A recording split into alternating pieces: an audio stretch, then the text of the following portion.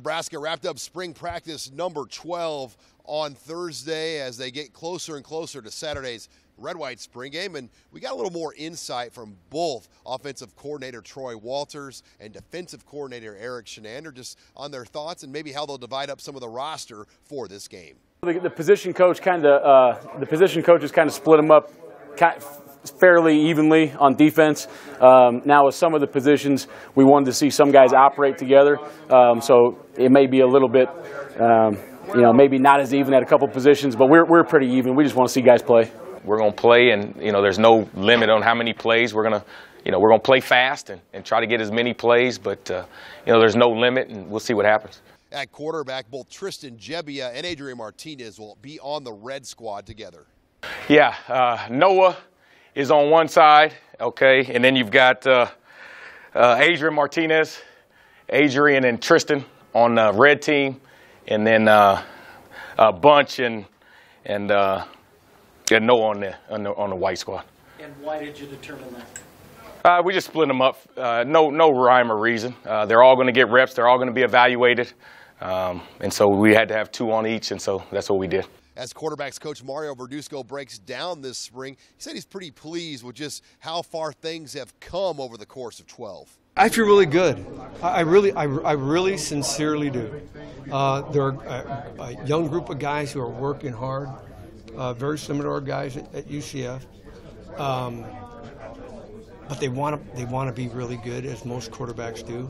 But I feel real good about how they see things and how they're operating and the communication. And there's some of the nuances, as you've heard Coach Frost talk about, that we still need to grab a hold of. But, that's going to come, seriously. So I feel really good about our room. I really, really do. Running back remains an open competition for Nebraska, and running backs coach Ryan Helv broke down how he'll have his guys divided up for Saturday. I really did kind of a coin flip on kind of the top guys, the top 4 or 5 guys, sorry. So I think it's Wilbon and Greg Bell, Wyatt Mazur, Ben Miles, and Bo Kittrell on the red. And then the white team is Devine, Jalen Bradley, Rose, and Hemphill. So and Brody Belt is questionable, so he'll be on one of the teams. But I just kind of divvied it right down the middle and go play. One player that's really gained from the spring has been junior college transfer Greg Bell. Anytime you can get these guys here early, it's just tremendous. And so for him, it was big. And he's done a lot of good things, but he's got a lot of things that I'm going to be on him, the details to be great. And, we just can't settle for anything but that. However, if one thing's certain about this running back battle, we're really not going to know anything until August because there's a guy named Trey Bryant who may have something to say about it. Well, the biggest thing with him right now is to get with the training staff and progress with them, number one. And number two is, mental stuff. So he's in the meetings, he's out there, and I will question him just like I question everybody else.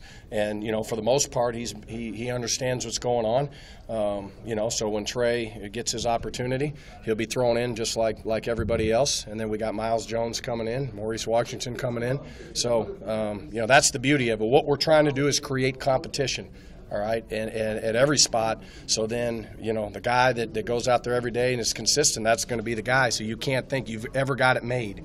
When you think you've got it made, you're going to digress, and we can't have that. And finally, you can just sense the excitement in the coaching staff's voices as they edge closer to that red-white spring game, which will really give them their first true taste of what Nebraska football is all about. How much am I looking forward to it? I'm telling you, they said, how many tickets do you need? I said, how many can I get? Because I got family coming. I got people flying in from Arizona. I got people coming from Illinois. There's probably nobody happier than me to run out there on that field and experience this crowd and this stadium.